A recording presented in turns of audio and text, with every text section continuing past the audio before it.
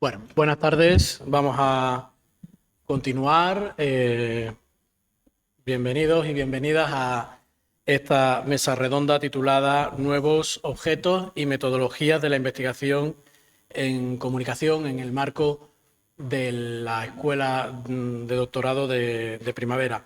Es un placer moderar esta mesa y este espacio de reflexión que compartimos con 4 profesores y profesoras de las universidades que forman parte de este programa de doctorado, cuyas trayectorias permiten abordar una cuestión especialmente relevante para hoy en nuestro campo: cómo se están transformando los objetos de estudio de la investigación en comunicación y al mismo tiempo cómo pueden o cómo deben renovarse también nuestras herramientas teóricas y metodológicas para poder analizarlos con rigor.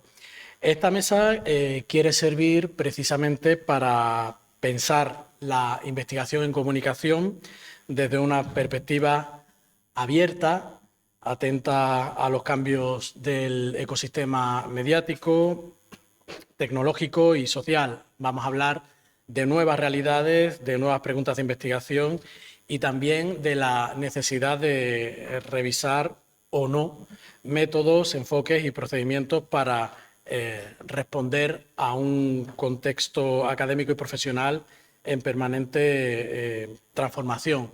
Esta mesa también quiere serviros como ayuda a la hora de daros consejos y algunas indicaciones en vuestro desarrollo de investigación y en vuestra tesis doctoral.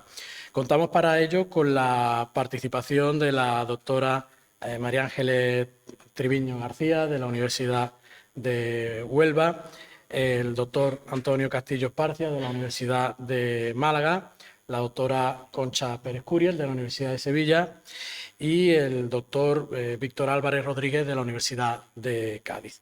Bueno, pues vamos a comenzar con la profesora María Ángeles Triviño García, profesora ayudante, doctora de la Universidad de Huelva en el Departamento de Pedagogía, doctora en psicopedagogía, cuya trayectoria investigadora y docente se ha centrado en las metodologías activas, la evaluación, la innovación docente, la alfabetización mediática e informacional, la atención a la diversidad y la aplicación crítica de las tecnologías de la educación.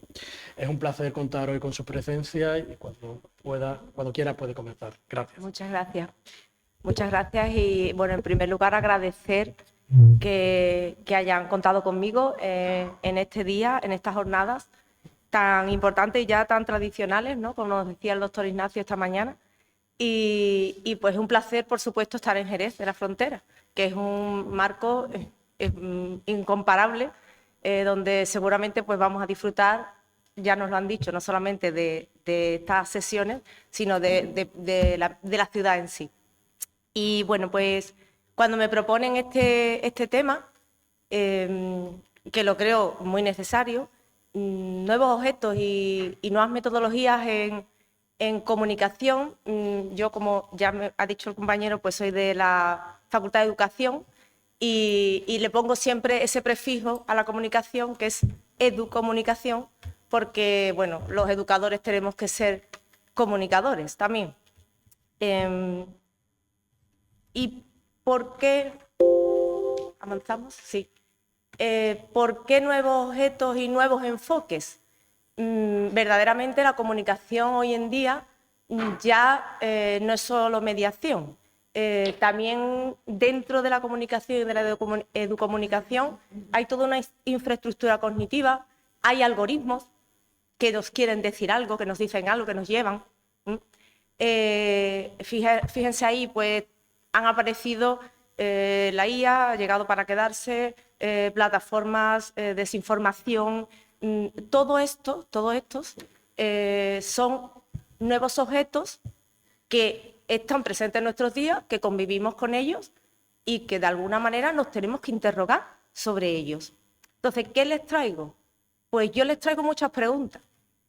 Les traigo muchas preguntas porque creo que los investigadores, que somos curiosos por naturaleza o deberíamos serlo, las preguntas no son nuestro medio de vida. Y además, como somos curiosos, no podemos quedarnos con la pregunta. Tenemos que darle respuesta a la pregunta. Entonces, yo espero suscitar pues, muchas preguntas y también espero luego un debate con los que estéis aquí, porque seguramente vosotros también tengáis muchas preguntas y muchas buenas respuestas. Perdón, voy hacia adelante, no hacia atrás. Estos nuevos objetos de estudio, por ejemplo, tenemos la IA y la educomunicación. ¿No sería interesante, la primera pregunta que me hago, ¿no sería interesante saber cómo nos relacionamos con la IA? ¿Cómo aprendemos? Hoy en día el aprendizaje se hace en cualquier parte, en cualquier momento, fuera de las aulas. No, antes relacionábamos aprendizaje con aulas, ahora ya no. Y la IA nos hace aprender o no nos hace aprender. ¿Cómo nos relacionamos con ella? Objeto de estudio. TikTok. No sé si aquí hay muchos TikTokers, si hay algún influencer, pero yo me pregunto por qué lo que me dicen los estudiantes en el aula o le dicen los estudiantes unos a otros o lo que digo yo en el aula no va más allá, pero lo que dice una persona en TikTok se hace viral y se lo creen. Hay mucha gente que se cree lo que dice TikTok antes de lo que diga un profesor o una profesora en el aula. Pues a lo mejor teníamos que estudiar esas comunidades, objeto de estudio, esas comunidades que van saliendo virtuales, esas comunidades online. ¿Cómo se aprende a través de las redes? ¿Cómo se aprende? ¿Se aprende a través de esas plataformas? También tenemos aquí la comunicación automatizada.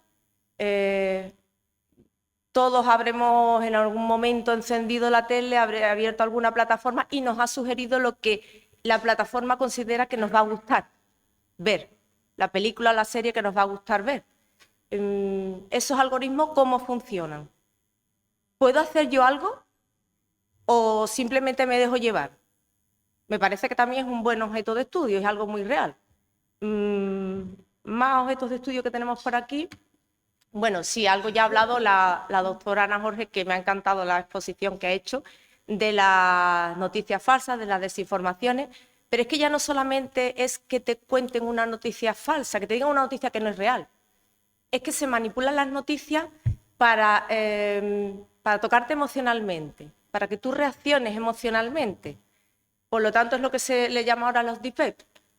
Eso también sería objeto de estudio. Fijaros si encontrásemos la clave exacta de cómo diferenciar la noticia que es falsa y de la que no al momento. Pues eso sería motivo de investigación.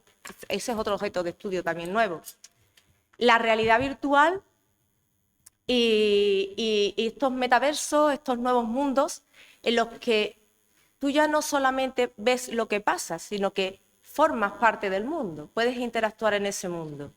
A mí me parece apasionante hacer una investigación centrada en esas personas que no viven en esta realidad física, sino que su vida está en otro mundo.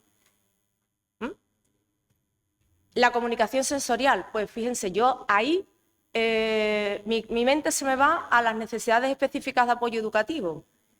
¿Cuántas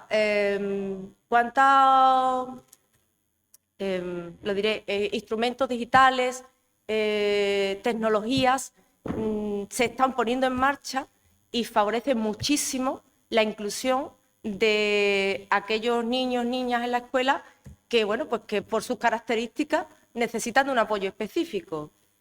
Los medios digitales nos aportan pues, sonidos, vibraciones, imágenes en 3D, un sinfín de posibilidades. Pues eso, obviamente, también es otro objeto de estudio que, bueno, que creo yo que se debería contemplar. En definitiva, fíjense, las metodologías, las clásicas, las básicas, las que hemos aprendido y nuestros maestros nos han ido enseñando en esta carrera investigadora, pues no quiere decir que no sean útiles, claro que son útiles y están ahí, pero quizás no basta. Quizás ahora, pues, para comprender el entorno digital en el que todos y todas nos movemos, más o menos, pero nos movemos, nos hablaba también la doctora de esa conexión, desconexión, de estamos pero no estamos y cuando no estamos queremos volver a conectarnos y cuando estamos conectados nos desconectamos, pero en definitiva estamos rodeados de entornos digitales. pues a lo mejor habría que plantearse alguna metodología diferente o darle una vuelta a alguna que tengamos para adaptarla.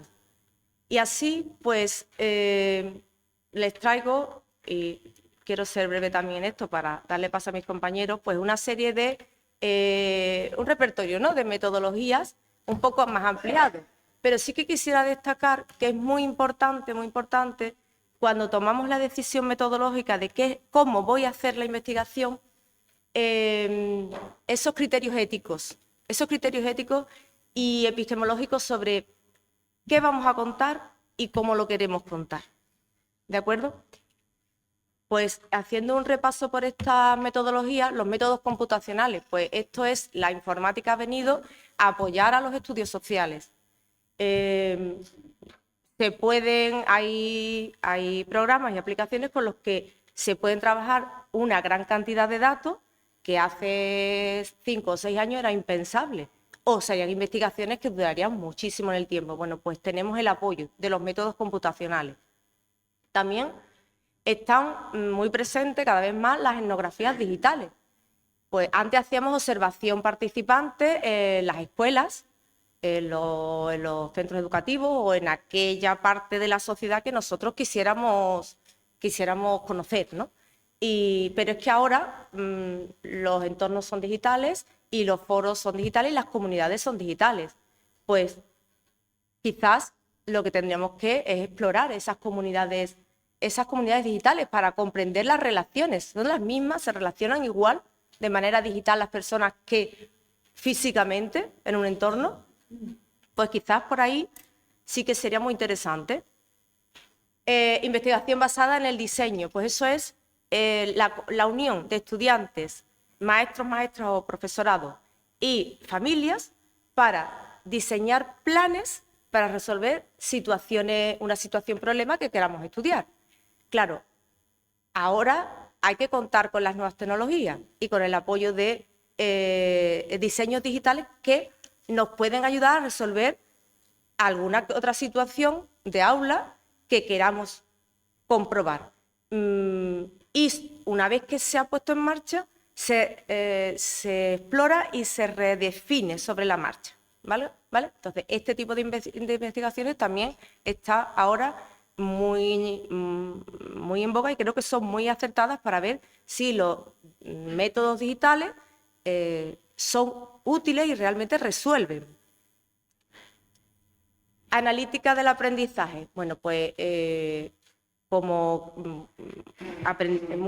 nuestro aprendizaje está en muchos casos y tenemos todas las instituciones universitarias, nuestras Moodle o distintas plataformas de aprendizaje, ¿cómo se relacionan los alumnos con estas plataformas? ¿Participan? ¿No participan? ¿Hacemos que participen? ¿Usamos la plataforma simplemente como un repositorio? ¿Usamos medios interactivos en la plataforma? Y si usamos medios interactivos, ¿los alumnos y las alumnas responden? Bueno, pues eso quizás también sea una pregunta de investigación. Y las metodologías críticas y decoloniales. Fíjense, estas metodologías son aquellas que ponen su punto de mira, su enfoque está en la vulnerabilidad, en aquellos grupos que son visiblemente, que tradicionalmente han sido marginados, en esas brechas digitales, que además siguen existiendo, porque todo el mundo parece ser que tenemos acceso a los medios digitales, pero bueno, una cosa es tener el acceso, que creemos que todos los tenemos, pero no es cierto, no todo el mundo accede de la misma manera, y luego, una vez que todos accedemos, no todos sabemos usar los medios digitales. Esa alfabetización mediática que podría pensarse que no es necesaria, quizás sea más necesaria ahora que nunca, por aquello de saber usar los medios digitales. ¿Cómo estamos de alfabetizados realmente, no? Pues también esa es una pregunta que me parece muy interesante.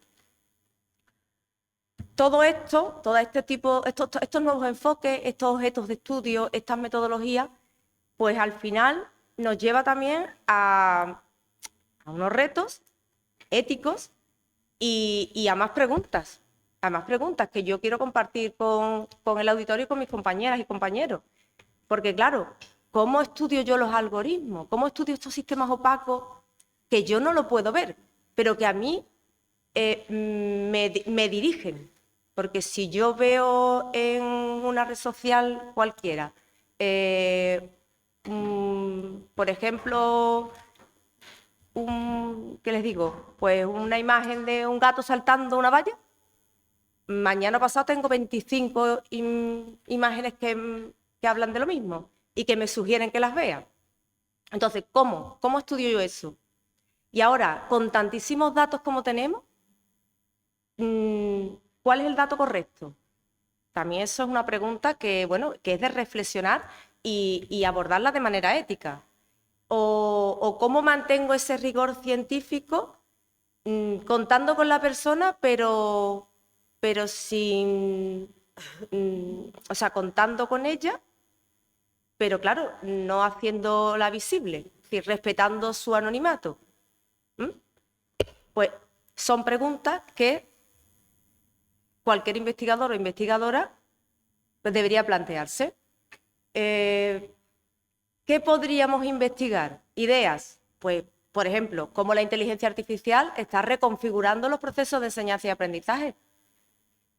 Nos preguntamos los compañeros en la facultad, ¿cómo le pedimos al alumno que trabaje si van a usar la inteligencia artificial? Pues es que habrá que pedirle otro tipo de trabajo. A lo mejor los trabajos que estamos pidiendo no son los adecuados para este momento el que estamos viviendo. Pues a lo mejor hay que estudiar esto. O, por ejemplo, esas plataformas, la pedagogía del TikTok, le llamo yo. ¿Existe pedagogía en TikTok, en YouTube o en otros entornos similares? Combinar metodología cuantitativa y cualitativa siempre se ha hecho y además es bastante adecuado y aconsejable. Entonces, estas investigaciones que vayamos haciendo, es importante tener datos cuantitativos, pero también es importante datos cualitativos para conocer lo que en mayor profundidad lo que esas personas nos van a aportar, porque a fin de cuentas nosotros, nuestro campo de estudio, pues al final trabajamos con personas, no trabajamos con números ni con máquinas. Aprendizaje en entornos inmersivos. ¿Cómo se aprende en la realidad virtual o en la realidad aumentada? ¿Eso cómo puede llegar al aula? Porque sabemos de aulas en las que se están haciendo las aulas del futuro en muchos coles y se está trabajando con realidad aumentada. ¿Cómo se aprende? ¿Se aprende realmente? Alfabetización mediática, ya he hablado un poquito de ella, ¿no? De decir, pues, estamos preparados, estamos alfabetizados, sabemos usar los medios, pero ¿sabemos usar los medios de manera crítica?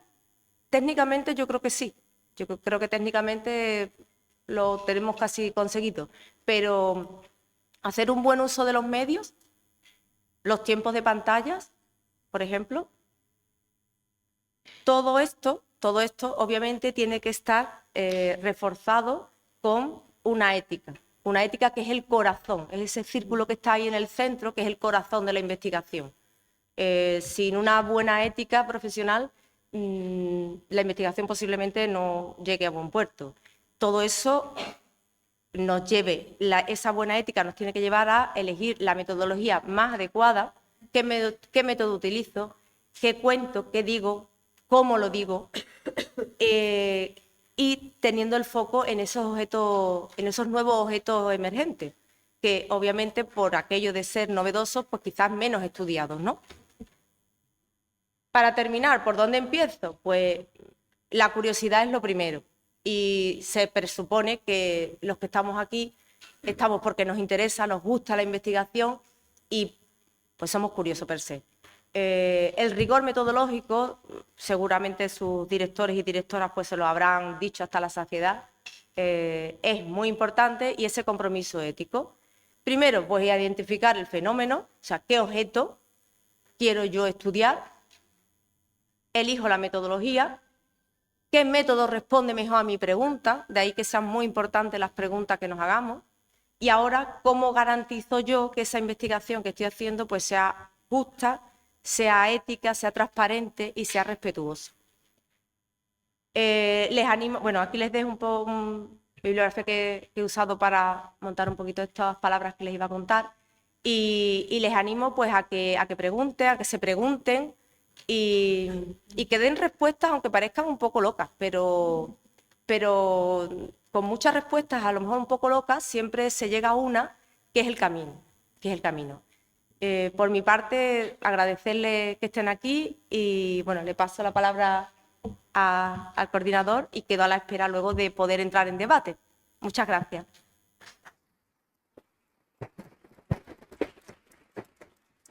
Muy bien, muchas gracias, María Ángeles, por abrir, señalar estos temas y compartir estas preguntas que intuyo que van a estar de fondo en casi toda la sesión.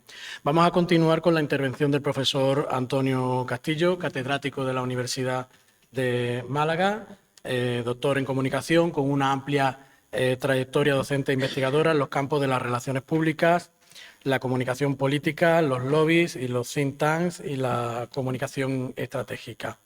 Bueno, cuando quieras tienes la palabra. Muy bien, muchas gracias. Yo, como veréis, no tengo presentación, con lo cual voy a hablar a pelo, como se dice.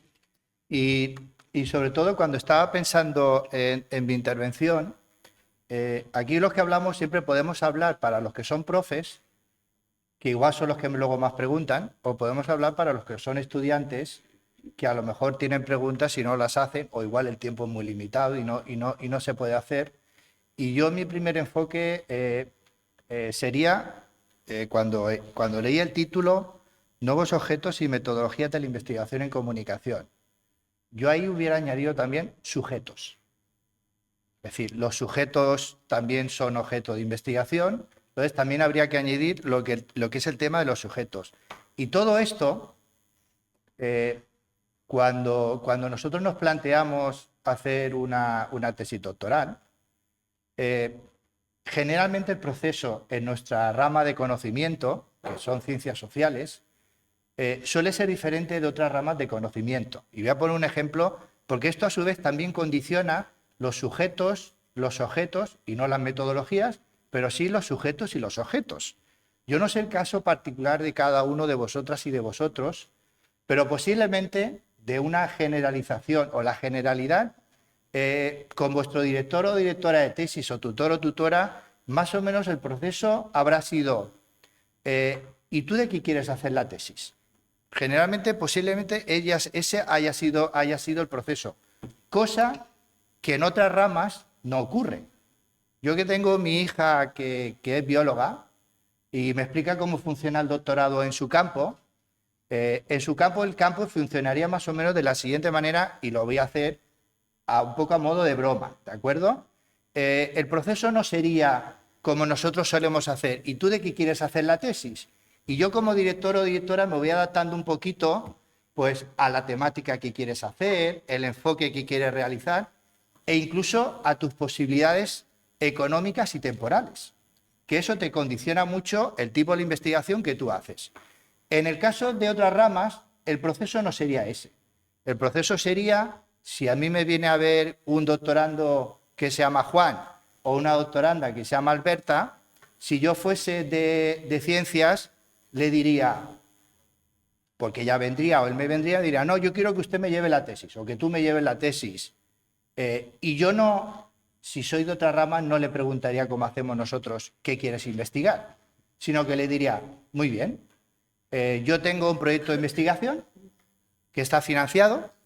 En ese proyecto de investigación estoy analizando lo que hacen las moscas en su tiempo libre y no tengo a nadie en mi grupo de investigación que observe lo que hace una mosca los martes y los jueves de 10 a 11 de la mañana. ¿Te interesa? Y tú puedes decir, pues mira, yo los martes y los jueves de 10 a 11 de la mañana, la verdad que estoy haciendo clase de aeróbic y no puedo. Pues no te llevo la tesis. ¿Vale? ¿Qué significa que yo me adapte a hacer una tesis de alguien que ya tiene un proyecto de investigación? Pues que la metodología me viene dada, los recursos se me ofrecen Con lo cual, realmente hacer una tesis es diferente en un sitio o en otro. En nuestro caso, es más complicado, ¿de acuerdo? Incluso os tengo que deciros que venís de otros países que no sois españoles, que incluso hay diferencias entre los doctorandos españoles y de otros países. Los doctorandos españoles, 22, 23, 24 años, generalmente, y los que son de otros países, gente ya con más edad y también con otras perspectivas. Pues todos estos condicionamientos cognitivos del director o de la directora, de tiempo personal de uno y de otro, te condiciona los sujetos, los objetos y no la metodología o sí, ¿de acuerdo? O sea que en ese sentido, básicamente, aquí si hiciésemos ahora un listado de las temáticas de las tesis doctorales que estéis haciendo, nos saldrían muchísimas y muchísimos tipos de tesis. Y a su vez para nosotros también nos genera a veces problemas. Todo el mundo ha tenido doctorandos y doctorandas que no se asimilaba mucho su temática de tesis a sus conocimientos profundos. Entonces tú lo que vas dando es ciertas pautas. Entonces, ¿cómo es esto de los sujetos, los objetos y las metodologías? Y como ha explicado María Ángeles, pues han ido cambiando a lo largo del tiempo. Los sujetos han ido cambiando, los objetos han ido cambiando y la gran duda, y yo planteo una duda aquí al auditorio que a lo mejor podría ser una siguiente mesa redonda, es si las metodologías han cambiado o si han cambiado las técnicas. No es lo mismo de metodologías que técnicas, desde esa perspectiva. Entonces, las técnicas, como es obvio, todo doctorando nos hemos tenido que ir adaptando a las diferentes técnicas que se nos han ido suministrando hoy en día. En mi época, que yo ya soy muy mayor, hacíamos el análisis cuantitativo que hacíamos, de manera de broma, decíamos que hacíamos palitos. Las frecuencias eran un palito, cada 4 palitos cruzábamos un palito, eran 5, pero para luego contar más rápido. Hoy en día, eso ya tenemos tecnologías que no lo hacen. Con lo cual, desde el punto de vista del proceso de investigación y de la aplicación de las técnicas, ha ido cambiando. Tú, Patricio, cuando llegue mi tiempo me lo dices y corto, sí, ¿vale? Ha ido cambiando. Y en los doctorandos nos tenemos y se tienen que cambiar a todos estos procesos. Hoy en día, a mí me parece innegable que un doctorando o una doctoranda tiene a su vez que capacitarse o de manera autónoma o de otra manera en lo que son la aplicación de las tecnologías de investigación. Aunque hagamos investigación más cualitativa y más cuantitativa. Esta tarde tenéis, yo creo que hay 2 sesiones para hablar de quanti y quali, pero en muchas ocasiones todas estas nuevas técnicas de investigación en el sentido de aplicación de tecnologías sí que es lo que nos debe llevar a esas pautas. ¿Qué hecho diferencial hay? Hay un hecho diferencial que a mí me parece importante y es, hasta hace nada, hasta antes de las inteligencias artificiales, yo no me gusta hablar de inteligencia artificial porque hay muchas y cada vez van a ir saliendo más, hasta la llegada de las inteligencias artificiales, básicamente lo que hacíamos es aprender a aplicar un programa informático o de base de datos. Es decir, mi hija me explica que hoy día la gente de biología, el Excel, o ya es una cosa anacrónica. Es decir, en otros ámbitos, ser programador en R o en Python es imprescindible, pero esto, lo que son las nuevas inteligencias artificiales, ya lo están cambiando. Hoy en día hay muchas inteligencias artificiales que ya te hacen programas en R de manera autónoma y ya no hace falta que lo domines. Con lo cual, a mí me parece que en el caso del sujeto, en el caso del objeto, tenemos o tenéis libertad para enfocarlo desde la perspectiva más apropiada, o sea, pero en el caso desde el punto de vista de las técnicas que vayamos a aplicar, yo sí que os recomiendo, si os sirve de algo, es que os vayáis capacitando en el uso de tecnologías de investigación. Y supongo que esta tarde creo que habla Javier, no sé si os hablará del Atlas T o del en vivo, es decir, hay sistemas que yo tengo que aprender sí o sí. Y yo recomiendo que cuanto antes lo hagáis, mucho mejor, porque os van a agilizar todo lo que es el proceso de investigación desde ese punto de vista. Y os decía que hay un hecho diferencial. ¿Por qué he hecho un hecho diferencial? Porque hoy en día ya hay tecnologías que nos hacen una tesis, cosa que antes no ocurría. Es decir, potencialmente yo le podría decir, y me imagino que en el futuro será más fácil, a que una IA o alguna de las IA me haga una tesis, cosa que hasta hace poco eran tecnologías sobre todo de apoyo, que yo luego tenía mi aportación. Y eso nos genera muchas incertidumbres y muchos problemas desde el punto de vista de la investigación. Para vosotros, porque es un elemento, digamos, muy atractivo, muy atrayente. Yo que soy seguidor de la antigua Guerra de las Galaxias, más conocida hoy en día como Star Wars, sería como, y si alguien es seguidor, pues me entenderá, sería como una especie de reverso tenebroso de la fuerza, que es más fácil, es más automático, pero es un camino falso que te lleva a la perdición. Entonces, desde ese punto de vista, tenemos que tener cuidado con todo lo que son estas tecnologías, porque ya os adelanto que los que dirigimos tesis o hacemos investigación, nos estamos encontrando con gente que ya te está entregando las cosas permanentemente escritas y redactadas con IA. Que no digo que haya que denostarlo. Incluso hoy cuando vayáis a escribir cualquier artículo, ya os van a decir muchas de las revistas si habéis utilizado la IA y para qué la habéis utilizado, que es totalmente lícito. Hoy en día, metodológicamente, si tú has hecho, por ejemplo, en RStudio, has hecho cualquier programa y lo has mejorado con la IA, no hay ningún problema y tú lo pones y se mejora desde ese punto de vista. Pero ahí se abren escenarios de incertidumbre que os puede perjudicar tanto a vosotros como a nosotros.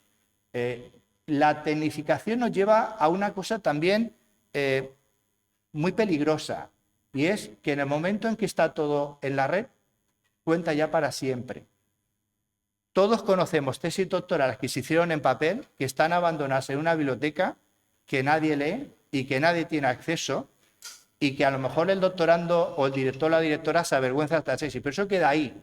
En el momento en que tenemos tesis doctorales o publicaciones que están en el escenario digital, puede ocurrir que alguien en 5 o 10 años nos avergüence y nos diga que esa investigación que hicimos está mal hecha, está plagiada, etcétera.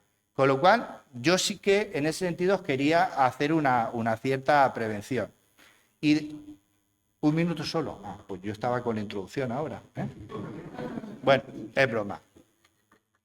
Yo recomiendo sobre todo 3 cosas que me gusta cuando hablo de estos temas hablar, y es cómo tiene que ser ese proceso de investigación.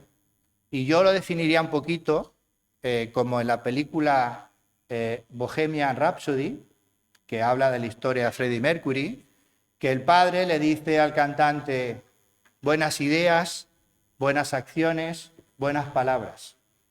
En eso se tiene que basar vuestra tesis. Buenas ideas para hacer una investigación. Yo os recomiendo una investigación que os interese y que os motive, porque uno acaba bastante harto de su tesis doctoral.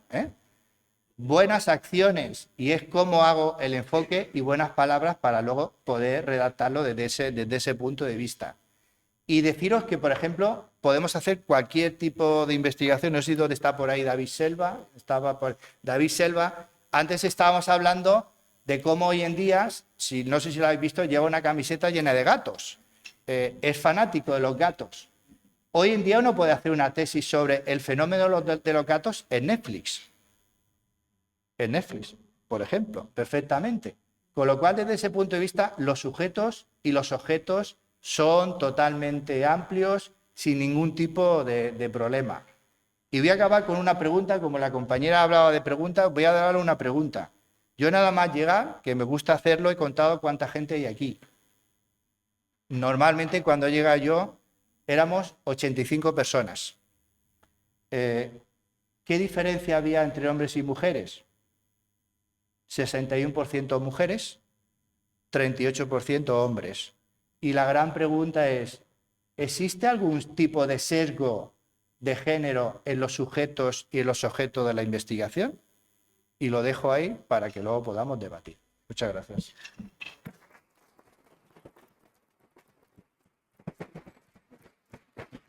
Muchas gracias, Antonio. Tomamos nota de tus reflexiones, que han sido muy interesantes.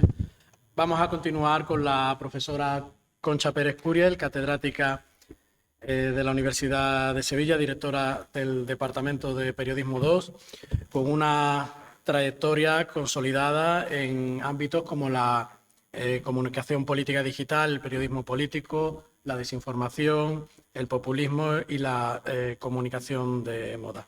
Cuando quieras tienes la palabra. Muchas gracias. Bueno, buenos días. Yo estoy encantada. Yo ya Jerez lo visité en alguna otra ocasión, pero en cada ocasión nueva pues nos encontramos gente nueva, compañeros que nos conocemos de siempre y que compartimos la mesa y yo estoy a gustísimo, y sobre todo que estoy en Jerez. Es que eso, lo siento, hoy le toca a Jerez, hoy le toca a Jerez, hoy le toca a Jerez. Entonces, bueno, de verdad que encantadísima de poder compartir. Muchas gracias a la universidad, muchas gracias al programa de doctorado que hace posible, con mucha tarea y mucho trabajo, que esto ocurra en las jornadas doctorales. Y bueno, en definitiva, muy contenta también porque, igual que Antonio ha hecho el cálculo del posible sesgo, yo siempre cuando llego a los sitios me fijo lo primero en la audiencia. Y resulta que la audiencia ha cambiado. Y eso significa que la gente avanza. La gente ya ha venido a su jornada, veo caras nuevas y veo caras muy interesantes, yo creo que por encima de cualquier otro sector de la universidad, que son los que ahora realmente están enfrascados en la investigación. Eso es muy importante porque al final, si yo viera esta sala llena de profesorado, pues, con mucho respeto, pues seguramente que están aquí, pero a mí lo que me gusta es que estén aquí la gente que realmente está pringada. Porque es verdad que los directores de tesis doctorales lo estamos por muchos motivos, porque llegan a nosotros ofertas de mucho tipo y llamo ofertas sin ofender a nadie. Y tenemos que pensar, seleccionar, ver realmente cuando un doctorando llega a verte qué necesita, qué no necesita, si va encauzado, y voy a ser muy dura, si te interesa o no, porque en cualquier caso siempre queremos que aportéis, y aportar es muy importante. Y puede aportar la persona que se decide hacer su investigación de la mano de la academia, y también puede aportar mucho la gente que combina el ámbito profesional con el ámbito académico. Ojo, con el ritmo que se pueda plantear, ¿de acuerdo? Entonces yo soy también defensora de aquella gente que tiene otro tipo de dificultades y llega a ti de aquella manera. Hecho todos los agradecimientos y muy contenta con la audiencia, yo me gustaría, antes de empezar a relatar un poco lo de las diapos, que ahora explicaré por qué he hecho esas diapos, me gustaría dejar, Antonio ha cerrado con sus consejos y yo voy a abrir con mis consejos. Los consejos siempre que sirvan. Si el consejo no sirve, no hago tic, porque lo dirá Concha Pérez Curiel o cualquier compañero. Tiene que servir y adaptarse a tu caso particular. Yo siempre digo que en la academia menos es más. Siempre. En metodología, menos es más. Eso significa claridad, coherencia, justificación de lo que voy a hacer y que no tengamos la sensación de que nos hemos anclado en lo tradicional y no hemos pasado a la innovación. Todo va a tener cabida, pero menos es más para todo, para contar las cosas también. Nada de ensalada ni aliño, menos siempre es más. Tenía un compañero que me decía, eso es fácil, tú que eres de lengua, porque yo, mi procedencia original, pues de lenguaje, luego caí en comunicación, ¿vale? Entonces me decía siempre, sujeto, verbo y predicado. Y el predicado o los complementos cortitos. Y luego, hagamos como hagamos, contemos lo que contemos, no nos tenemos que olvidar que aunque la competencia y la guerra sea los de ciencias son los que tienen los laboratorios y los de comunicación o educación son aquella gente que están ahí a ver cómo tocan el... No, no. Aquí hay una cosa a compartir de la universidad absolutamente clave, que es rigor. El rigor se puede conseguir con tu investigación. Si no hay rigor, no hay nada. Entonces, a mí me puede parecer preciosa la investigación, estupenda, necesaria, pero si yo ese tema lo echo a perder porque utilizo por moda algo, ¿por moda? Una metodología porque es la moda, una transformación o una innovación porque es lo que hacen los demás, una revolución de que ahora la IA... No, perdona. Las claves no van a cambiar. No cambian. Es decir, los procedimientos, las técnicas, las metodologías son las que se van a alimentar de esa técnica, pero nosotros, ese rigor científico, yo lo traslado. Aquí no estamos gente que no nos hayamos equivocado. Yo me tropiezo todos los días 28 veces. Y como soy así, que hablo como hablo, yo lo cuento. La gente, ¿por qué? Hay que contarlo, porque lo normal es eso. Yo aprendo de mis doctorandos, que además en la sala tengo algunos aquí, cada minuto. Pero lo que le traslado a mis doctorandos siempre es que ese rigor y esa no prisa... Ya os contaré un día por qué los profesores de la academia tenemos hoy tantas prisas. Pero cuando tú estás haciendo tu doctorado, esa no prisa es fundamental. Hacen las cosas como de ciencia, la ciencia abierta famosa, pero de verdad con el rigor de comprobar cada paso. Que eso me cuesta 6 meses más, no pasa nada, pero yo compruebo. Anoche cuando estaba preparando, lo preparé anoche, ¿eh? No quiere decir que no sabía lo que iba a contaros hoy. Pero anoche, a mí me gusta la nocturnidad. Soy poco friki, pero la nocturnidad y la alevosía van unidas y a mí me funciona. Resulta que me dio el ChatGPT esa preciosa diapositiva y yo decía, a ver si la entiendo primero. Entonces dije, vamos a ver de lo que hago yo, de lo que está ahí. Y digo, bueno, hago algunas cosas, pero la hago a mi modo, la adapto a mi modo y sobre todo ese concepto de rigor, de menos es más, de saber contar las cosas, me sigue sirviendo ahí. Es que sin eso no funciona. Entonces, pensé, ¿qué hago con la audiencia de mañana? Que yo no sabía que estabais aquí los mejores. Me consta que si yo vengo, David, ¿me vas a invitar a la próxima? Como me va a invitar, tengo que ver otras caras, porque eso significa que la gente... Yo digo, ¿qué le digo a la gente mañana? ¿De qué le hablo? ¿De la innovación y el cambio? Eso asumido ya, como decían los dos compañeros, que sin eso, porque el sistema lo ha marcado, esa es otra, y porque la necesidad de la investigación se tiene que enriquecer. La innovación, yo no me voy a pelear nada con la gente que me diga la revolución de la IA 10, pero la mesa era nuevos objetos y metodologías en la investigación en comunicación. Y yo decía, innovar en metodologías emergentes o afianzar bases científicas de metodologías tradicionales. Ya habrá todo el mundo dado con la respuesta.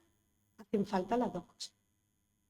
Pero la experiencia, y no me voy a poner ninguna medalla porque nos conocemos todos, la experiencia es la que te da y te orienta en el camino. Yo no sé en qué momento de vuestra investigación estáis, no tengo ni idea. Sé que si estáis aquí, esa actitud está, pero yo me encuentro todos los días porque me llega, ahora vais a ver por qué, me llega el tema de mucha innovación, intentar proyectar en las propuestas, en las investigaciones, cosas que no controlamos. Y si no lo controlo, ¿por qué tengo yo que aplicar una cosa que no controlo yo ni mi tutor o mi tutora? Entonces, para poder dar respuesta a esto, no me estoy poniendo ninguna medalla, porque ha ocurrido, soy parte de los comités editoriales, ahí solamente hay algunas, de revistas de alto impacto, de medio impacto y de un impacto inferior que no hay que descartar. Ahí se aprende mucho. Las de base no hay que decir, pobrecita revista, no. Entonces, ¿qué me encuentro todos los días con la gente que investiga? Pues me encuentro que hay un gran problema porque seguimos sin controlar lo básico de la metodología. Yo tengo aquí un gran amigo que es Antonio Pineda, que está conmigo en decir que los deberes desde parvulito. Y parvulito significa para mí, la base hay que generarla en condiciones. Si yo no tengo la base metodológica en condiciones, ¿cómo paso yo a plantearme la innovación, que voy a controlar todavía menos, por el desconocimiento? Os cuento una anécdota rápida que alguien de aquí se sentirá identificado, que me dijeron, el artículo no le vamos a pedir cambio mayor. Bien, pídelo. Porque también dicen como los cambios menores es como que no han hecho nada. Cambio mayor. Y a lo mejor el pobrecito tiene un cambio menor. Cambio mayor, para que se moje. Y me dijeron, mira, le faltan un tipo de tablas a ese artículo. Ni me acuerdo cómo se llamaba la tabla, ¿no? No me acuerdo, porque yo dije, yo de esta tabla no sé nada, de ese tipo de método no sé nada. Y me puse como preocupada. Y luego digo, Concha, vamos a volver a nuestro... ¿Por qué le tiene que faltar esa tabla? Si le falta ese modelo de método o esa aplicación, yo me voy a preocupar.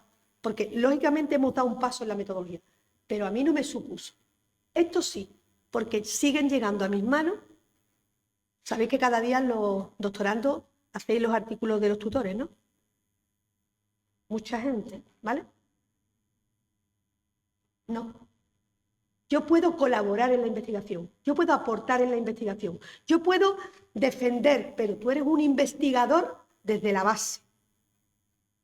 Y cada uno tiene que hacer su trabajo, los catedráticos, los titulares, todos, porque la investigación, la universidad te llama por la docencia y la investigación. Tú eres investigador o te llamas investigador y lo eres como doctorando y como catedrático y lo que viene después. Entonces, teniendo en cuenta eso, esto es un poco para comprobar lo que os pide Aneca, ¿no? De que quede claro que tú eres lo que eres. Ahí hay algunos reconocimientos de mi labor como miembro de comités científicos y de comités editoriales de revistas. Y dije anoche, ¿se lo cuento o no se lo cuento? Pues se lo voy a contar. Y dije, ¿uso errores o les va a molestar? No. Vamos a hablar de errores que hay que rectificar. ¿Dónde me encuentro yo y la mayoría de los evaluadores? Yo, por ejemplo, hago evaluaciones para revistas, pero también evalúo proyectos. ¿Vale? Entonces tú dices, bueno, es que en el proyecto va un dinerito, que si tienes el proyecto, pero ese proyecto tiene que estar hecho con rigor. Entonces, en definitiva, ¿en dónde nos encontramos los grandes problemas que se cometen? Yo también, y seguramente que los de la mesa, a pesar de toda la trayectoria, también. Pues me encuentro el problema en el objeto de estudio. Me encuentro muchísimos problemas, que la gente parece que me está contando un cuento desde arriba y empieza con una idea y cuando llega abajo, ¿qué coherencia hay entre las preguntas, los objetivos y la hipótesis? Cero. Eso es grave, ¿no? Me encuentro fallos o errores en el diseño metodológico, que esto no va por moda, que porque se lleva ahora un tipo de... María Ángeles lo ha estado contando y yo he dejado esa diapositiva para el final, la última, porque sabía que, digo, porque leí el correo, digo, sé lo que va a hablar María Ángeles y me va a tocar después, pues la de la innovación que planteé desde la comunicación, y yo plantearé con mucho cuidado lo que me encuentro de errores. Y luego la muestra. Madre mía, la muestra. Yo voy a decir una cosa, yo me salto el marco teórico, veo primeramente, rápidamente, los paréntesis. ¿Ves los paréntesis que pone? Los años, la actualización del marco. Pero luego voy flechadita, eso me lo enseñó mi amigo Antonio Pineda, a la metodología. ¿Vale? Y ahí está el tema de la muestra. También hay errores en cómo diseño las categorías y las variables. Muchos. ¿Cómo recojo los datos? Perdone, que parece que está usted en un supermercado. Póngame tomate, pimiento. No, no. Vamos a recoger los datos en condiciones. ¿Cómo hago luego el análisis de los resultados? Y después, muy importante, y me vuelve la vena de lengua. Eso lo tengo que contar. Y yo me tengo que enterar. Entonces hay gente que se lo daba a su madre, mamá, ¿tú te enteras? Como esto es muy científico y muy riguroso, la madre dice, ¿a mí qué me va a contar tú esto? Pero siempre estará el tutor o algún compañero que te diga, no me entero. Tan fácil como la subordinación de los párrafos, que me estoy ahogando. Y no sé al final el principio del párrafo cómo coincide con el final. Y luego que haya una coherencia de tu trabajo, de tu tesis, pero absoluta desde el principio al final. Estas diapositivas tienen, David, esto a disposición de quien lo necesite, ¿vale? Estas diapositivas tienen todos los errores en cada campo. El objeto de estudio es un tema muy amplio. Quiero estudiar la desinformación en la crisis de... O un periodo muy amplio. Es que una tesis doctoral, quietecita, o quietecito, que el periodo tiene que estar súper justificado y luego la ciencia, ¿cuánto tiempo se llevan para descubrir si el ratón A o el ratón B va por un camino o va por el otro? Pues nosotros igual, porque abarcar mucho, abarcar una fecha muy amplia, trae problemas.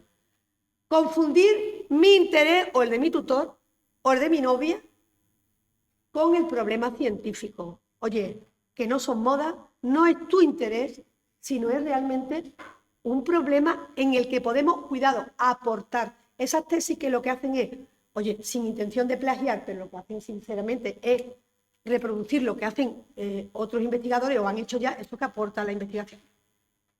Y aportar no es inventar, ¿eh? Y luego, no justificar la relevancia del estudio. Esto lo hago yo, pero no digo por qué eso es relevante. Y luego, en cuanto a la coherencia entre preguntas, objetivos e hipótesis, que es lo peor que veo, hay hipótesis mal planteadas, preguntas de investigación mal formuladas, objetivos que son inalcanzables. Tú te pones a leer un objetivo, oye tío, antes de que tú veas esos objetivos, que me han quedado muy bien, los 7 objetivos. Yo a la gente le digo siempre, marca 3, que pocos, ¿no? Pocos y controlados. Y ya veremos después si nos planteamos otro objetivo. De momento eso. Hipótesis. 5 hipótesis. Es que una tesis doctoral. ¿Y qué?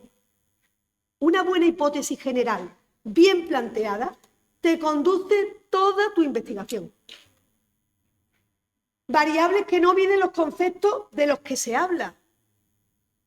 Y usted tiene que unas variables y usted está hablando de otras cosas. ¿Cómo va a funcionar la variable que no puede medir eso? Errores en el diseño metodológico.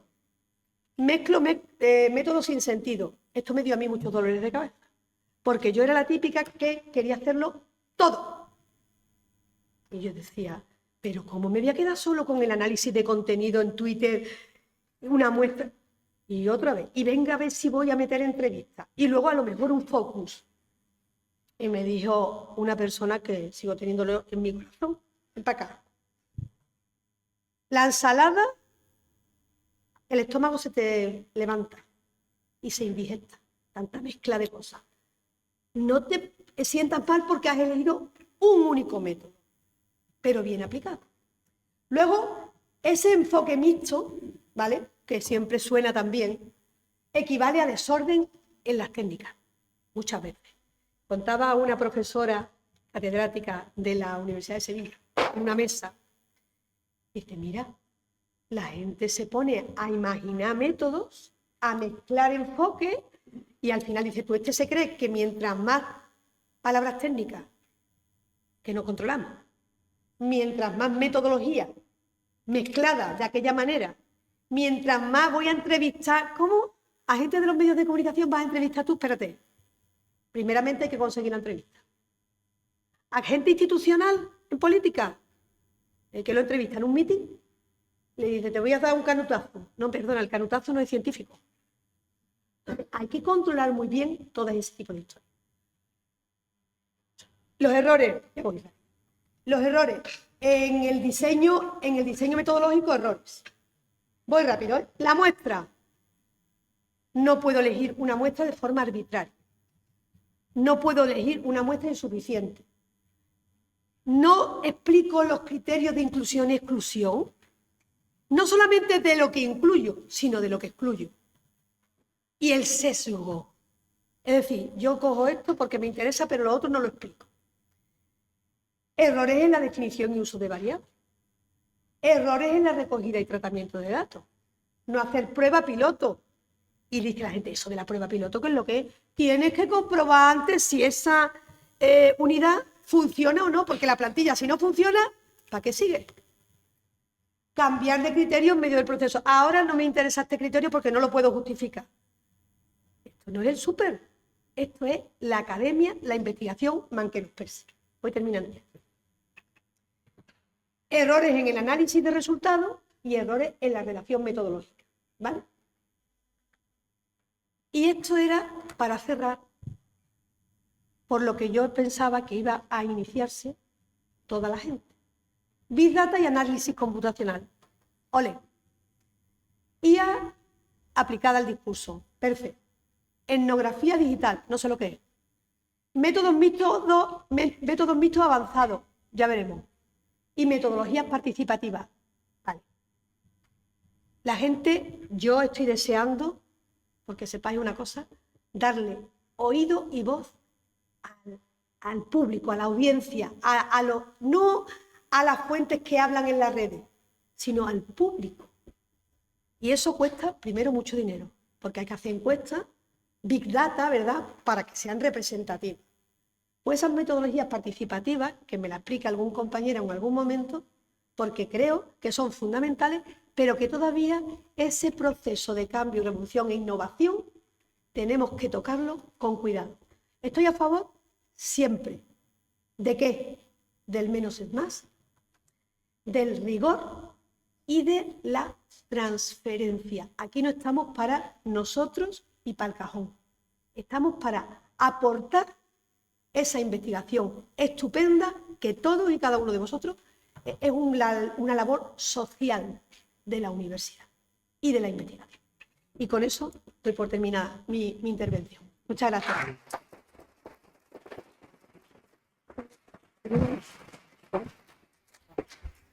Muchas gracias, Concha, por tu intervención, que ha sido súper práctica. No he parado de tomar nota. Vamos a continuar con la última de las intervenciones.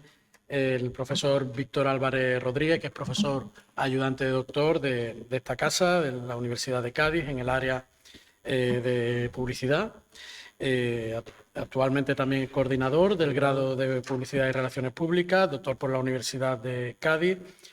Su investigación se orienta en el estudio de la publicidad y de la narrativa desde una perspectiva audiovisual, con una trayectoria ya consolidada en multitud de publicaciones académicas. Bueno, cuando quieras. Perfecto. Muchas gracias al coordinador de la mesa y gracias también a la organización de la jornada por haberme invitado a participar en esta mesa redonda. Voy a ir rapidito para que nos dé tiempo a la mesa. Básicamente he enfocado esta presentación pensando mucho en aquellos doctorandos que os estáis enfrentando tanto a la elección del tema, como decía el profesor Castillo, como a aquello que os va a venir después, que es a todo el tema de publicaciones y relaciones con la academia para sacar adelante proyectos e investigaciones que os puedan ayudar en el futuro. Entonces, desde esta perspectiva voy a hablaros un poco de mi campo, que es la comunicación audiovisual y especialmente la publicidad y cuál es actualmente el entorno, ¿vale? Centrándonos, como comentábamos desde el comienzo, en los objetos y en las metodologías que ahora mismo están más presentes en estos entornos. Cuando me preparaba esta charla, di con esta publicación cómo detectar el hype, precisamente eso que hablábamos de la moda, en un campo científico y qué hacer para cubrirlo bien. Y esta es la parte que nos debe interesar. No debemos caer en la moda, no debemos caer en que como una revista publica sobre un tema, vamos a lanzarnos todo ese tema, porque después, como también comentaban mis compañeros, la hemeroteca se quede ahí y eso puede tener muchas ventajas, pero nunca se sabe, ¿verdad? Así que en ese caso, básicamente, centrándonos en este campo de comunicación audiovisual y publicidad, lo que hice fue, según mi experiencia como investigador, mirar las que son las principales revistas que tenemos en España que publican sobre este campo, ¿vale? Hay más, ¿vale? Aquí hay revistas de distintos niveles, distintos índices de impacto y de indexación, pero sí que se ajustan, bajo mi experiencia, a este entorno y esta área de comunicación audiovisual y publicidad, ¿vale? Desde comunicación de la Universidad de Sevilla, área abierta, etcétera, ¿vale? En este sentido, he hecho una exploración de los últimos 2 años y aquí podéis ver los temas, los objetos principales que se publican en esta revista. Viene a decir de otra manera que suelen ser los temas que dentro del campo de la comunicación audiovisual y de publicidad más candenten o más conversación generan dentro del ámbito académico. ¿Esto qué significa? Que, como veis, hay un amplio abanico y es algo también propio de nuestros estudios de comunicación. También lo comentaban antes los compañeros. Nosotros tenemos la ventaja en que podemos centrar nuestros estudios en aspectos que realmente nos interesan. Tenemos una gran variedad y podemos hacerlo desde los gatos y sus documentales en Netflix hasta las relaciones públicas, la comunicación política, etcétera, etcétera, etcétera, ¿no? Eso es algo que para nosotros debemos verlo como una ventaja. Y es algo que creo que como vosotros como investigadores o como potenciales investigadores debéis tomarlo como una oportunidad. ¿Por qué? Porque vais a pasar muchos años tanto escribiendo la tesis como después investigando sobre el tema que habéis elegido como principales conocedores. Por lo tanto, mi primer consejo en ese aspecto es que elijáis cuestiones y aspectos que realmente os motiven y os interesen. ¿Por qué? Porque vais a pegaros muchos años, muchas tardes, muchas noches dándole vueltas. Y si no es algo que realmente os llena, se va a hacer bola. Entonces, precisamente nuestra área de conocimiento nos da esa oportunidad, creo que realmente es algo que debéis aprovechar.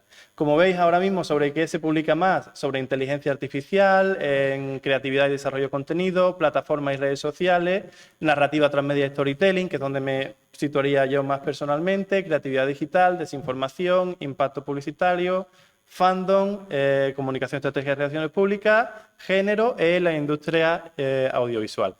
Decir, además, que esto va por moda, pero no significa que no haya otros aspectos que se puedan estudiar. Por ejemplo, aquí en España cada año ven la televisión tradicional entre 3 y 5 millones de personas y no aparece en este decálogo que haya nada sobre audiencias de televisión tradicional. Y no es importante esa relación que tiene con el medio, esas 3, 5 millones de personas que no utilizan redes sociales, pues al final, dentro de nuestro ámbito de conocimiento, debemos contemplar todos los aspectos más allá de ese hype que hablábamos al comienzo, ¿no?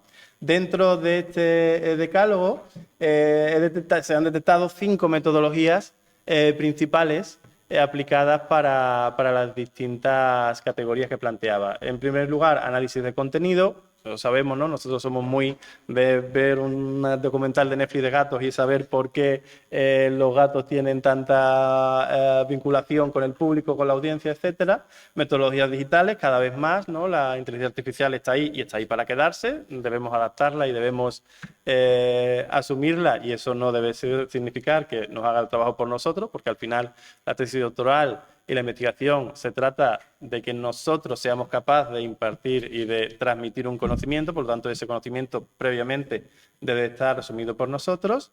Y los típicos métodos cualitativo, cuantitativo, esta tarde tenéis taller, no me voy a largar en ello, incluso los métodos mixtos, ¿no? Podéis ver que la mayoría están en el aspecto de análisis de contenido, ¿vale? Y ya es metodologías cualitativas y cuantitativas, con los mixtos lo que ocupa casi la mitad del círculo, ¿vale? Dentro de todo esto, hablaros un poquito de mi experiencia, cómo yo he intentado lidiar con esta situación, cómo como investigador he intentado abordar la experiencia de abordar objetos y metodologías, incluso en el escenario que planteo, pues intentar de alguna manera poner una pica en Flandes, intentar crecer como investigador y desarrollar proyectos que coincidan con ellos, ¿no? Pues en primer lugar he intentado mi formación y mi experiencia construir como un árbol que suma la publicidad, la narrativa y el contenedor audiovisual, y desde ahí intentar moverme precisamente por esos gráficos, por ese mapa que os presentaba. Para ello suelo utilizar el estudio de caso, ¿vale? Es algo que desde el aspecto de la publicación suele funcionar bastante bien, ¿vale? Los digo de cara al futuro para vuestros proyectos de investigación. Plantear un caso y un análisis metodológico con rigor aplicado a ese caso suele tener bastante visibilidad, y además que precisamente si nosotros pues, publicamos sobre gatos, aunque haya gente que no le interese la academia y la investigación, pero puede que incluso tenga cierto posicionamiento más allá del ámbito universitario. Yo suelo aplicar metodología cualitativa, yo soy un quali, y intento siempre tener un alcance internacional. ¿Qué significa esto? Pues intentar publicar en inglés, intentar buscar cuáles son las principales tendencias, como comentaba antes, pero también buscar objetos que sean de carácter internacional, que tanto en nuestro sector cercano de nuestra población, o puede estar muy bien hacer estudios sobre la provincia de Cádiz, sobre Andalucía, pero realmente intentar abrir el abanico os va a dar oportunidades a la hora de crecer en este aspecto, ¿vale? En este caso, pues aquí algo de mis trabajos, ¿vale? Yo intento buscar marcas reconocidas, contenedores reconocidos, y estos contenedores audiovisuales analizo cuál es la relación publicitaria con la trama y con la narrativa. Esto pues intento, como veis, cubrir este abanico que estaba hablando antes de aplicar metodologías reconocibles a través del objeto igualmente reconocible para intentar posicionar las investigaciones en este aspecto, ¿vale? Era solo esta parte un poco para muestra un botón de cómo podréis afrontar vuestros proyectos y vuestras investigaciones. Y ya está, ya como decía, quería ser breve. Muchas gracias. Muchas gracias.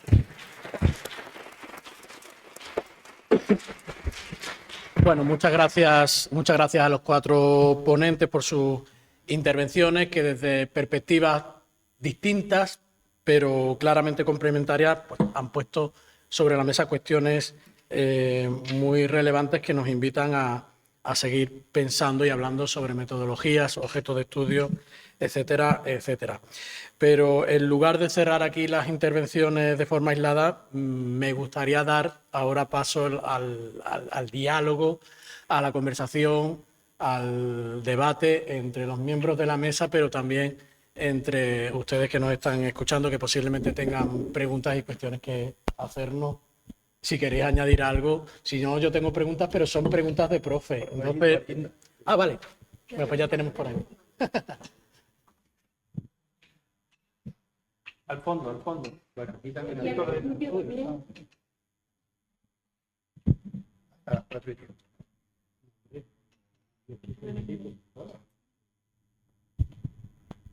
Gracias. Mi nombre es Sebastián Henao, soy de la Universidad de Sevilla. Yo quería como aportar de pronto un reto ético y epistemológico más a la intervención de María Ángeles, de la doctora María Ángeles, y es un poco como hacer el ejercicio como doctorandos de la metacognición, de pensar el propio pensamiento, ¿no? De pensar cómo estamos pensando. Porque ¿cómo podemos sostener un discurso de objetividad y de rigor científico si vivimos o estamos inscritos en una sociedad donde el sujeto es producido constantemente, ¿no? Es decir, sujeto con su propia subjetividad. Desde nuestras propias lecturas de datos venimos o bueno, estamos inscritos en unos sesgos, en unas formas de leer e interpretar esas formas o esos datos que encontramos más bien. Entonces creo que es como un reto más que como doctorandos tenemos que tener como en el horizonte, y es desde dónde estamos leyendo, interpretando, y cuál es nuestro lugar singular de interpretación de estos datos, que no es gratuito, y tampoco creo que es algo que debamos perder de vista y volvernos la voz de la objetividad y de los datos son incuestionables, ¿no? Entonces creo que era como un pequeño aporte a esa lista de retos que me pareció muy, muy acertada, y también para incluir el tema de los sujetos, ¿no? De volvernos también sujetos de nuestros propios, de las propias preguntas que estamos haciéndole a un fenómeno nosotros mismos. No sé si es de pronto un poco enredado mi punto, pero bueno, gracias. Muchas gracias. Bueno, sí, tenemos que tener muy claro también, trabajamos con personas y cada persona es un mundo, cada persona piensa de su manera y nosotros recogemos información que nos dan esas personas. La objetividad tenemos que tenerla, el rigor, estoy de acuerdo totalmente con lo que la doctora Concha nos ha dicho. Hacemos un estudio con una muestra determinada, es muy importante la muestra, en una realidad concreta y en un contexto concreto. Es incontestable, si es riguroso ese estudio en ese contexto, con esos sujetos, es el que es y los resultados son los que son. Si nos llevamos ese estudio a otro contexto, posiblemente tengamos otros resultados. De ahí que es muy, muy importante ajustar muy bien las preguntas, qué quiero conocer en mi investigación y a qué muestra voy a ir y a qué muestra voy a consultar. Miguel Ángel Santos Guerra, que yo se lo recomiendo si no han leído nada de él, decía que la subjetividad, él es evaluador, la subjetividad del evaluador siempre está ahí y el evaluador no debe de ser subjetivo, estamos de acuerdo, ¿no? Cuando hacemos un examen lo que queremos es que nos dé la nota objetivamente, no en función de cómo evitamos esa subjetividad o la reducimos lo máximo posible, teniendo muchos datos. Entonces, lo básico, lo tradicional, tiene que estar aquí, no podemos obviarlo. Hay nuevas técnicas, la formación es muy importante, estoy también de acuerdo con el profesor Antonio, hay que seguir formándose en lo nuevo que nos llega porque son herramientas útiles. Pero lo básico de lo que nos ha hablado la doctora Concha es muy importante, vamos, la palabra es esa, es básica y la muestra es esencial para que luego podamos contar muy bien eso que ellos nos cuentan. No sé si... Puedo, una cosa así abierta, ¿no? La pregunta es, Eso, ¿podemos intervenir? podemos intervenir. ¿Cómo te llamas? Sebastián. Sebastián. De Sevilla. Es que, ¿de dónde eres? ¿De la Facultad de Comunicación eres? De Sevilla, dicho, ¿no? Sí, de la Universidad de Sevilla, Gracias. doctora. Yo estoy haciendo el doctorado en comunicación, soy de Colombia. Vale. Están puestos. Pero tú me conoces, ¿no? Alguna vez nos habremos visto. En alguna escalera, en algún ascensor. Mira, voy a... No quería esta guerra, pero habrá que... Rápida, una guerra. Vamos a ver. ¿Qué me encuentro yo más? Porque la carga de la subjetividad no puede ser una carga más. Estoy preocupado porque estoy siendo muy subjetivo. Pues sí. Si está siendo muy subjetivo, no vale. Eso no vale. Yo leo interpretaciones de datos, de entrevistas, de focus, y digo, Dios mío, esto que estoy yo leyendo no es el dato, eso no se deriva de ese dato. Tú te has metido ya tanto con ese calentón que tú ya estás haciendo un análisis que está más allá del dato. Por favor, porque además es una de las cuestiones que más nos encontramos en la evaluación. Yo decía mucho en mis escenarios y en mis congresos y mis cosas, y lo sigo diciendo. Yo soy, ¿cómo soy yo? ¿Quali o quanti? Venga, ¿qué soy yo? Si me tienen que definir como algo, ¿quali o quanti? Quanti. Porque es que me da un oxígeno 2 y 2, 4. Y entonces yo necesito ese oxígeno, porque Sebastián está diciendo, ¿tengo un problema con el sujeto y la subjetividad? No tenga problema, Sebastián. Si tú ves que eso no responde a los datos, simplemente mi consejo es, no es útil. Fuera. Lo haya dicho el presidente, da igual. No me vale, porque hay gente que se cree que si entrevista al presidente, el dato tiene más. No. Ese es mi consejo. Simplemente. Gracias. Yo, Sebastián, una cosa telegráfica. Pensad que no hay técnicas absolutas. Hay muchas técnicas que demandan la participación de otras técnicas. Por ejemplo, la observación participante tiene sesgos, por lo cual tienes que complementarlo con otras técnicas, ¿vale? Vale, bueno, teníamos un par de preguntas, pero el micrófono ya está por allá. Entonces, pregunta y ahora pasamos el micro hacia adelante. Hola, soy Asier de la Universidad de Sevilla y me gustaría hacerle una pregunta a María Ángeles también. En el análisis de las plataformas de educación online que se estaba haciendo, plataformas educativas, ¿habéis analizado la repercusión o el papel de plataformas tipo El Rincón del Vago que son peligrosas? Porque lo que hay ahí, pues, y la confusión que puede generar a los estudiantes. Gracias.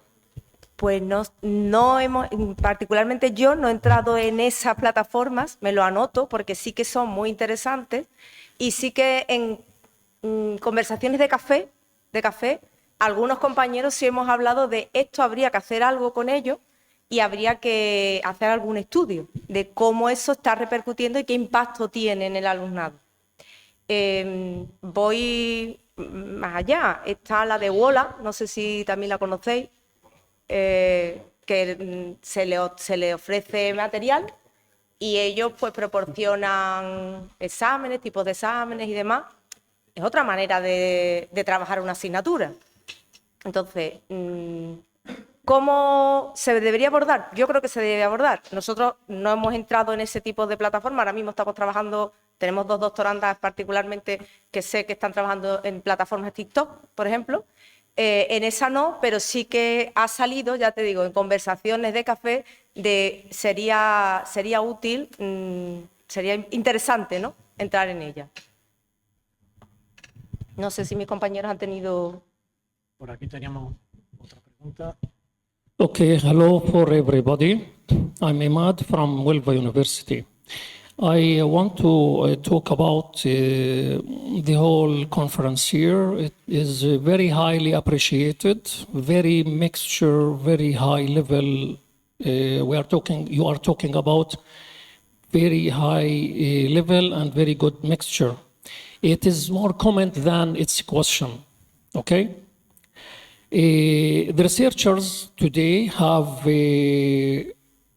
troubles, have a very big challenge that to release and to reach positive results, because the main victim in the whole conflict that we are live in our world, those are the children. Children and our society pay a high price for any conflict, for any mistake. So just I want to really to reinforce this opportunity that we are living now, and I am very pleasure to be here to capitalize our experience, because science is science, methodology is methodology, wherever, even it's in Europe, even it's Asian, Middle East, Palestine, I don't know. So just, it is capitalization. Methodology, yes, it is methodology, but when we are going through this methodology to tools, we have to see a lot, to see culture, societies, conflicts, especially in the lights of the new universal system today, in the lights of the political changes, what is going on now. So I think we are in a big trouble in in this world. You know, philosophy, it is gradually divided. I'm sorry. Science, it gradually is divided from philosophy, from moralization, from moral. Okay, that's what I want to say. I'm sorry about that I'm speaking English, but we are here in a very wide world, and your universities, with all respect and recognition, these are universal cities, and we are talking about universal system today. Thank you. I hope that I am understood. Thank you very much.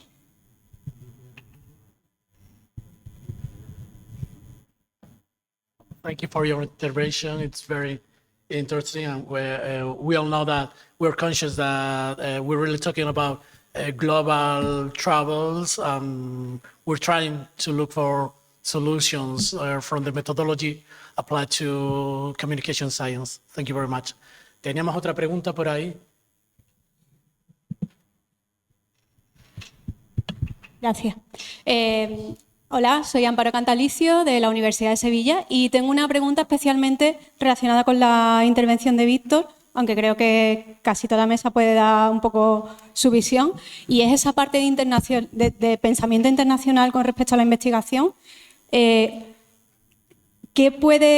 ¿Cómo se puede llevar más a la práctica, más allá de el tema de la publicación en inglés, pensando también en que, por otro lado, tenemos que ser muy cautos con la delimitación de nuestros temas, ¿no? Y el campo y, bueno, un poco el foco que tenemos que poner para que la tesis no se nos vuelva algo incontrolable. Esa es mi pregunta. Gracias. Vale, entiendo por dónde vas. Yo precisamente, esto es algo que hablo en clase con mis alumnos, ahora mismo planteamos un escenario en comunicación en el que el terreno de juego es el mismo para Occidente, por lo menos, quiero decir. Si se estrena una serie en Netflix, se va a estrenar prácticamente a la par en Estados Unidos que en España, que en Francia, que en Inglaterra. Esto, quiera que no, nos da una serie de oportunidades de globalización en términos de comunicación que antes no teníamos, ¿vale? Esto con la llegada de las plataformas, con la llegada de estas comunidades online. Yo recuerdo de cuando se estrenaban las series de televisión tipo Perdidos, los primeros años de Walking Dead, que te descargabas un capítulo porque para que llegara a la televisión en abierto iban a pasar meses, ¿vale? Entonces tenemos un escenario que nos da una oportunidad, un escenario en que la cultura, el consumo de la comunicación audiovisual, la publicidad, es el mismo, es transversal. Entonces, cuando nosotros elijamos el tema, mi planteamiento va de que lo veamos como una oportunidad a la hora de llegar más lejos con nuestra investigación. ¿Cómo delimitar el campo? Depende del tema. Evidentemente podemos hacer, hablando del tema en términos de comunicación audiovisual, un estudio sobre series españolas, y evidentemente va a ser mucho más pequeñito. Ahora, si tenemos la oportunidad de ampliarlo, saber cuáles van a ser las oportunidades que nos plantea. No sé si me queda un poco claro el planteamiento que te propongo. ¿Vale? Entonces, es un poco más de observador más que otra cuestión. Muy bien, vamos a ir concluyendo con una última pregunta en la última fila. ¿También hay otra pregunta por aquí? Vale, pues después de Andrés vamos a esta y concluimos la sesión. Hola, soy Andrés Navarro de la Universidad de Málaga. Lo mío sería, por así decirlo, un 2x1. La primera parte en el tema de que ha dicho Concha, que pecamos con demasiada innovación. Y creo, esto ya bajo mi punto de vista, que uno de los errores más principales viene de la propia presión académica, y ya no digo de esta universidad, sino en general de todo, porque unos requisitos de las exigencias es que toda investigación sea innovadora, meta algo nuevo, toque campos nuevos, y realmente el mismo campo puede ser innovador simplemente dándole un giro de vista, dándole un giro de tuerca, o en vez de mirar el cabello de la cabeza, mirar el cabello de los brazos. Quiero decir, puede ser el mismo objeto, pero con otra perspectiva. Pero como que se mete mucha presión en ese punto. Claro, y eso puede ser una de las razones por las cuales se peca, pues creo. Y la otra va para Antonio, que es referente al tema del uso de la IA. Actualmente la única forma de citar correctamente y siguiendo los valores formales la IA es por el listado de software que hay que por la empresa, siguiendo el APA. Luego el siguiente sistema de cita para el uso de la herramienta de IA sería de la Universidad Carlos III, pero no está implementado en el APA como tal. Entonces, a la hora de presentar la tesis, tú puedes, si lo citas como supuestamente debe estar citado, debe estar referenciado, no tiene obligación per se de decir para qué ha sido usada, simplemente que se ha usado. Entonces, o hay una actualización de APA o estás cometiendo un error formal a la hora de citarla.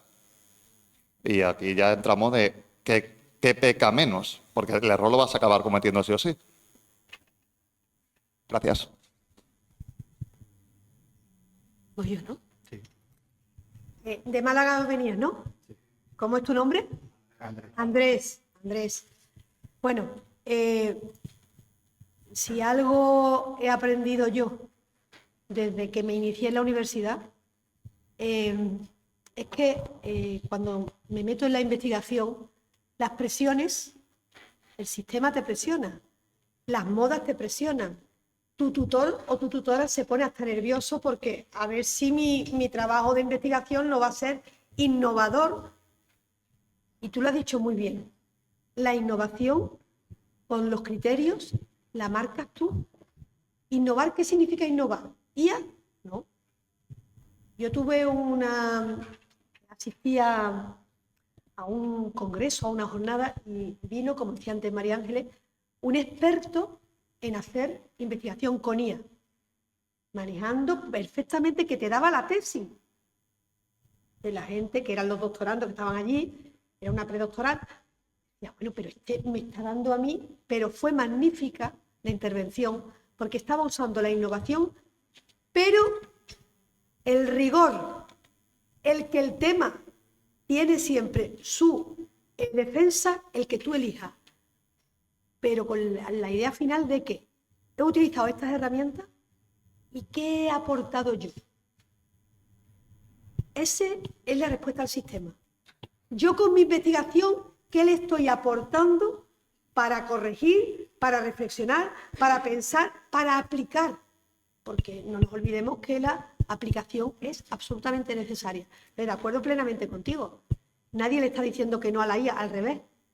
Pero hagamos un uso importante, una libertad de verdad, en que los temas los elijáis, que disfrutéis, que seáis felices con la investigación, porque lo que nos hacía falta es perder más oxígeno.